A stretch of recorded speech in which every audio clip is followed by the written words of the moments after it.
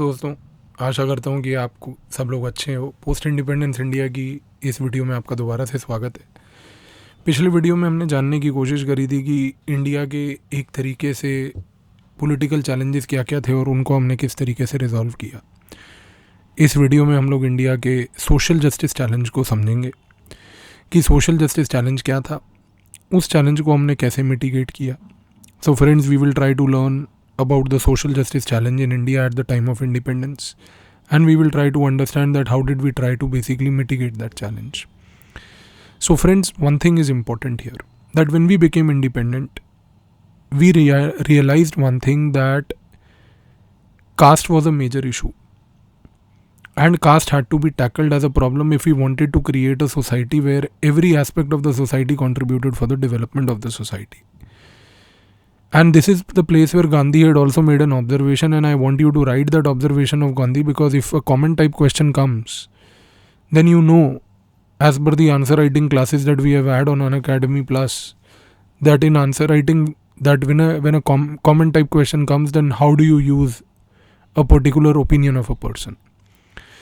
तो दोस्तों, जब हम इंडिपेंडेंट हुए ना, हमारे पास एक बहुत बड़ा चैलेंज ये था कि सोसाइटी डिफरेंट कास्ट्स में बटी हुई थी।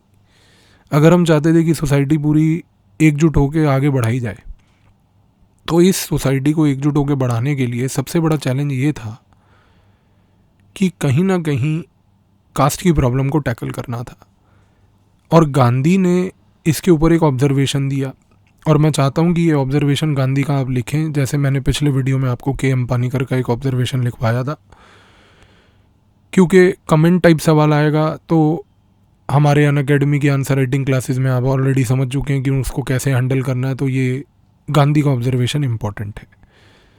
तो please write down what Gandhi stated. Gandhi said, at the end of slavery and dawn of freedom, dawn, DAWN, dawn of freedom, all weaknesses of the society are bound to come on the surface.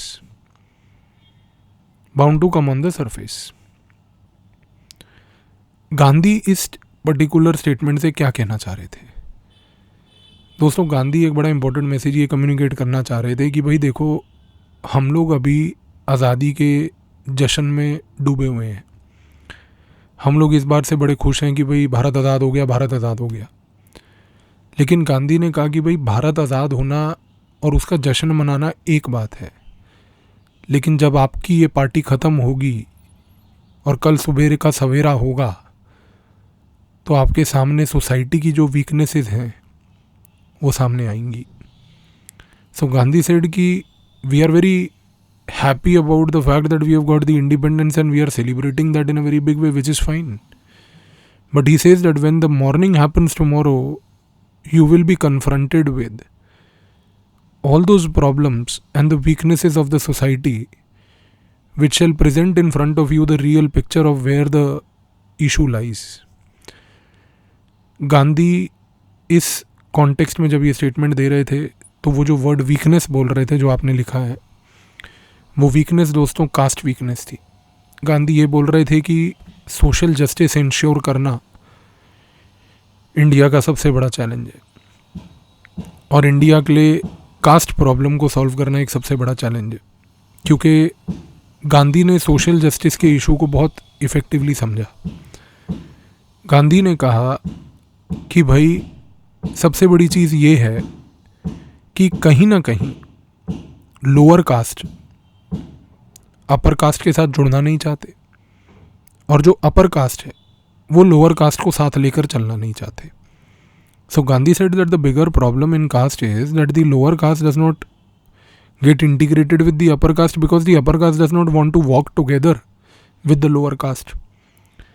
So Gandhi said कि भाई unless the Hindu majority society in India reforms and unless the caste system is dismantled,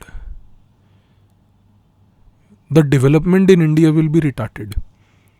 तो गांधी ने बड़ा strong observation ये दिया दोस्तों कि जब तक कास्ट सिस्टम डिसमेंटल नहीं होगा, तब तक इंडिया में एक तरीके से सोशल जस्टिस नहीं होगा और डेवलपमेंट रिटार्टेड रहेगी, कम रहेगी। अब सवाल ये उठता है कि दोस्तों सोशल जस्टिस को रिमूव करने के लिए हमने क्या स्ट्रैटेजी अपनाई। 1950s में सोशल जस्टिस इंश्योर करने के लिए गवर्नमेंट ऑफ इंडिया ने लैंड रिफॉर्म स्टार्ट किया। लैंड रिफॉर्म्स के ऊपर हम लोग सेपरेट चर्चा करेंगे सेपरेट वीडियोस में। 1970s में लैंड रिफॉर्म्स के बाद गरीबी हटाओ कैंपेन आ गया और 1970s से 80s के एंड तक गरीबी हटाओ चलता रहा। विल टॉक अबाउट गरीबी हटाओ also separately, don't worry. 1990s में अब ये बात आने लग गई कि भाई हम लोगों ने लिबरलाइजेशन कर दी। तो लिबरलाइजेशन के बाद ये बोला गया कि भाई सोशल जस्टिस पे इम्पैक्ट हुआ लिबरलाइजेशन का, क्योंकि लिबरलाइजेशन में सक्सेसफुल वही लोग रहे जिनके पास रिसोर्स था। अब पिछड़े वर्ग, गरीब वर्ग, जिनके पास कैपेबिलिटी और रिसोर्स नहीं था, लिबरलाइजेशन से ये लोग और पिछड़े हो गए और गरीब हो गए। तो लिबरलाइजेशन के एरा के दौरान जो नैरेटिव चला वो बेसिकली सोशल जस्टिस इंश्योर करने का नैरेटिव था कि भाई हम जो है एम्प्लॉयमेंट अपॉर्चुनिटीज़ क्रिएट करते हैं इन वर्गों के लिए। उस कॉन्टेक्स्ट में हमने मनरेगा स्कीम देखी जो एक डोमिनेंट फीचर था पूरे पोस्ट लिबरलाइजेशन एरा में।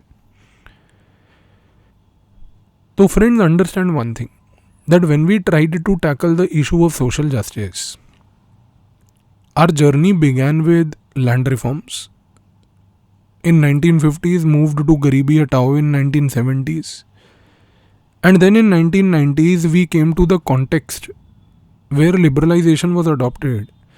But the problem is liberalization benefited only those classes who could basically take benefit of liberalization, who had either the monetary part or the skill part. Persons belonging to backward classes, poor segments of the society could never prosper because of liberalization.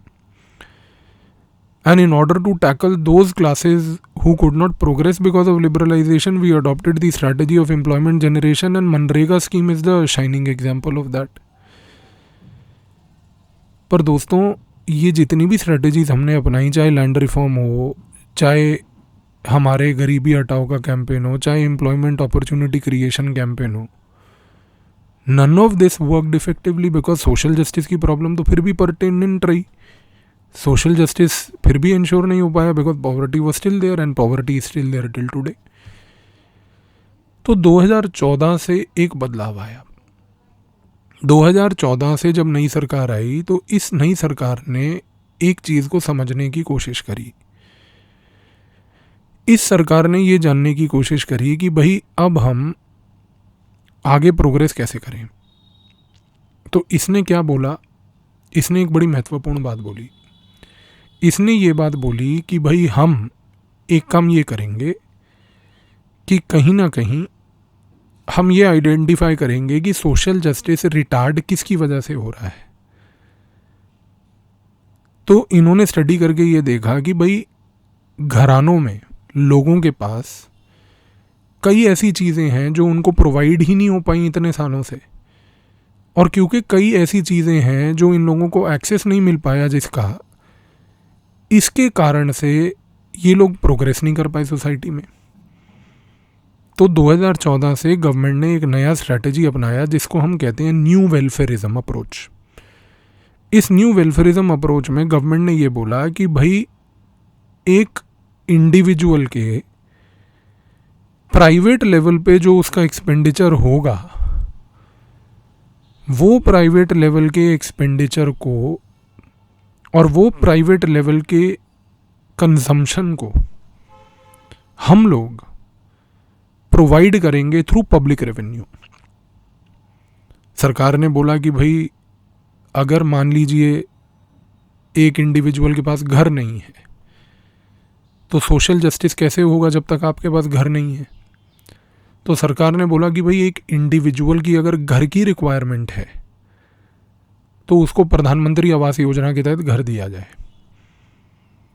Similarly अगर एक individual को gas cylinder की requirement है खाना खाने के लिए तो न्यू वेलफेयरिज्म में बोला गया कि उज्ज्वला योजना के तहत इसको गैस सिलेंडर दिया जाए। फिर ये बोला गया कि भैया अगर इस इंडिविजुअल को एक तरीके से मान लीजिए टॉयलेट की रिक्वायरमेंट है तो स्वच्छ भारत के अभियान के तहत इसको टॉयलेट दिया जाए, और ये इंडिविजुअल लेवल पे जो खर्चा एक इंसान करेगा वो खर्चा उसको करने के बजाय स्टेट पब्लिक रेवेन्यू के थ्रू करेगी। इससे अब आप अगर ध्यान से ऑब्जर्व करें तो न्यू वेलफेयरिज्म की जो सबसे बड़ी फिलॉसफी है वो ये है कि individual is placed at the centre of the debate. Friends, since 2014, the way we are approaching social justice is very different. Today we are saying under new welfareism that we will place individual at the center of the universal thinking. And we will provide the individual all those things for which he would otherwise had been doing private expenditure through the public resources. So for that matter, under new welfareism strategy that was adopted by the government from 2014, we said that if an individual today needs a house, then Pradhan Mantri Awas Yojana will give him the house. If in the house the individual needs a toilet, then the Swachh Bharat Abhiyan will give him the toilet. If under the individual based new welfareism strategy, if an individual requires a gas cylinder for the consumption of food, then the government will provide him the gas cylinder so that he can cook the food of his own choice. So understand that the basic principle of this new welfareism is that not only the individual is placed at the centrality, but it also reflects that the individual's choices are accepted as part of the larger debate of democracy. सरकार आपके ऊपर food नहीं थोप रही है कि भैया आप यही खाएंगे, वो आपको सिलेंडर दे रही है और बोल रही है भैया जो आपका डाइटरी पैटर्न है आप उस हिसाब से अपना खाना बना लीजिए। तो समझने की कोशिश कीजिए दोस्तों कि न्यू वेलफेयरिज्म में इंडिविजुअल फोकस है और उसके डेमोक्रेटिक चॉइस का एक रिगार्ड है, एक रिस्पेक्ट है। इससे सोशल जस्टिस कितना इंश्योर होगा ये आज से 2 से 3 डेकेड्स के बाद ही पता चलेगा, पर एक नया सोच देखने को मिला है। पर दोस्तों सबसे बड़ी समस्या तो ये है कि गांधी सोशल जस्टिस में जो बात करके गए थे वो तो थी कास्ट की, और अब आपके दिमाग में ये सवाल आना चाहिए कि भैया चाहे लैंड रिफॉर्म हो, चाहे गरीबी हटाओ हो, चाहे मनरेगा हो या न्यू वेलफेयरिज्म हो, कास्ट सिस्टम तो चेंज नहीं हुआ। तो जो गांधी बोल रहे थे कि भैया सोशल जस्टिस इंश्योर करने के लिए कास्ट सिस्टम को डिसमेंटल कीजिए, वो कहाँ गया? अब समझिए कास्ट को 1947 से लेके 1990 तक और 1990 से लेके 2014 तक caste system was not changed since the independence till 2014. One reason why caste system was never changed, or nor were any attempts brought about to change the caste system rather than affirmative action by providing reservation, was only because caste played an important role in political mobilization. 1947 से 2014 तक दोस्तों हमने caste system को tackle करने के लिए कुछ नहीं किया। हमने पिछड़े वर्गों को एम्पावर करने के लिए एफर्मेटिव एक्शन के तहत रिजर्वेशन ज़रूर दिया, बट गांधी ये बोल रहे थे कि कास्ट सिस्टम को हमें डिसमेंटल करना है। हमने डिसमेंटल नहीं किया, हमने एफर्मेटिव एक्शन किया जो कि ज़रूरत थी। बट सवाल ये उठता है कि इसके बावजूद कास्ट सिस्टम तो प्रेवलेंट रहा, इसके बावजूद पॉलिटिशियंस ने कास्ट का प्रयोग करके इलेक्टोरल पॉलिटिक्स को यूज़ किया और जीता। तो 2014 से नया क्या हुआ? 2014 में मोदी सरकार को एक चीज़ समझ आई कि भाई कास्ट सिस्टम को अगर डिसमेंटल करना है तो सबसे पहले कास्ट्स को यूनिफाई करना होगा। यूनिफाई करके उनको पॉलिटिकल एम्पावरमेंट करनी होगी, जो गांधी एक्चुअल में बोल के गए थे। अनफॉर्चुनेट रियलिटी ये है दोस्तों इस देश की कि जो लोग गांधी पे आज अपना पेटेंट बना के बैठे हैं और ट्रेडमार्क बना के बैठे हैं कि हम तो गांधी वाले थे और ये तो दूसरे पॉलिटिकल पार्टी वाले गांधी को नहीं मानते थे। उन्होंने गांधी की सबसे ज़्यादा धज्जियाँ उड़ाई हैं। और जिनको ये अदर कहते हैं, जो बीजेपी है, अगर उसने कुछ किया है तो जेन्युइनली गांधी की लिटरल फिलॉसफी को इम्प्लीमेंट करने के लिए उसका सबसे बड़ा रोल रहा है। 2014 में मोदी सरकार को ये चीज़ समझ आई कि भाई अगर गांधी के बेसिस पे हमने चलना है और गांधी के बेसिस पे हमें ये समझना है कि भाई हमें कास्ट सिस्टम को डिसमेंटल करना है, तो कास्ट सिस्टम डिसमेंटल कैसे होगा? सबसे पहले हमें कास्ट्स को यूनिफाई करना है। 2014 से एक कॉन्सर्टेड अटेम्प्ट किया जा रहा है दोस्तों कि इंडिया के जितने भी वर्ग हैं और कास्ट्स हैं, इनको यूनिफाई करके एक कॉमन हिंदू सोसाइटी में पहली बात तो लाया जाए। अब हो ये रहा है कि अगर आप इस सरकार की नीतियों को देखें तो सबसे पहली चीज़ ये है कि भाई हमने एक एससी वर्ग का एक प्रेसिडेंट बनाया। अब एससी वर्ग के प्रेसिडेंट को बनाने से एक एससी कम्युनिटी में बहुत इम्पोर्टेंट पॉलिटिकल मैसेज गया कि आप लोगों को एक हाईएस्ट ऑफिस की पोस्ट अगर दी जाती है तो इससे उनको एम्पावर्ड सेंस ऑफ फीलिंग आई, क्योंकि जो एससी कम्युनिटीज़ थी they would always feel very neglected till today, क्योंकि कोई पॉलिटिकल एम्पावरमेंट उस लेवल का अग्रेसिवली नहीं हो पाया था। सिमिलरली द्रौपदी मुर्मू को जब प्रेसिडेंट बनाया गया, जो कि एक एसटी कैटेगरी से आई, तो शेड्यूल्ड ट्राइब कम्युनिटी को एक बहुत बड़ा पॉलिटिकल मैसेज गया कि भाई scheduled tribes are also valued in India, scheduled tribes also can reach the highest office in India. और इससे एसटी कम्युनिटी में आज की डेट में there is a great sense of political empowerment. अब तीसरा वर्ग जो बचा वो था ओबीसी वर्ग का। दोस्तों, जो बीजेपी पॉलिटिकल पार्टी है, इसका जनरली एक परसेप्शन मार्केट में ये था कि BJP is basically a pro upper caste party. 2014 से इस परसेप्शन को बदलने में बहुत सारी नीतियां अपनाई गई हैं, जिसमें से मैंने आपको अभी एससी एसटी वर्गों को टैकल करके उनको पॉलिटिकली एम्पावर्ड फील कराने की स्ट्रैटेजी बताई। अब दूसरा जो इसमें वर्ग था वो था ओबीसी वर्ग। ओबीसी वर्ग जो है दोस्तों, ये हमेशा अपर कास्ट के एंटागोनिस्टिक रहता था और अपर कास्ट भी ओबीसी वर्गों के एंटागोनिस्टिक रहते थे। और बीजेपी का परसेप्शन लोगों के मन में ये था कि भाई वो तो अपर कास्ट की पार्टी है, तो ओबीसी बड़ा एलाइनेटेड फील करते थे। दोस्तों, 2014 से एक कॉन्सर्टेड अटेम्प्ट है स्टेट एंड सेंट्रल लेवल पे कि ओबीसी कम्युनिटीज़ को पॉलिटिकल रिप्रेजेंटेशन दिया जाए। Political representation here does not mean reservation. Political representation means कि जो ओबीसीज हैं, जिनको अभी तक पुरानी पॉलिटिकल पार्टियां सिर्फ रिजर्वेशन दे के खुश रखती थीं, अब इन ओबीसीज को जेन्युइनली पॉलिटिक्स में आके चेंज एजेंट्स बनने का मौका मिल रहा है। दोस्तों, आज की डेट में ओबीसीज को मिनिस्ट्रीज दी जा रही हैं और चीफ मिनिस्टर्स बनाया जा रहा है, इस रीज़न से कि OBCs also feel that they are a part of the Hindu unified society. तो दोस्तों, आज की डेट में जो हमारा कास्ट को लेके स्ट्रैटेजी है वो बड़ी केयरफुल स्ट्रैटेजी है और बड़ी यूनिक स्ट्रैटेजी है कि जिसमें हम चाह रहे हैं कि हर एक सेगमेंट ऑफ द सोसाइटी को यूनिफाई करके एक जुट किया जाए।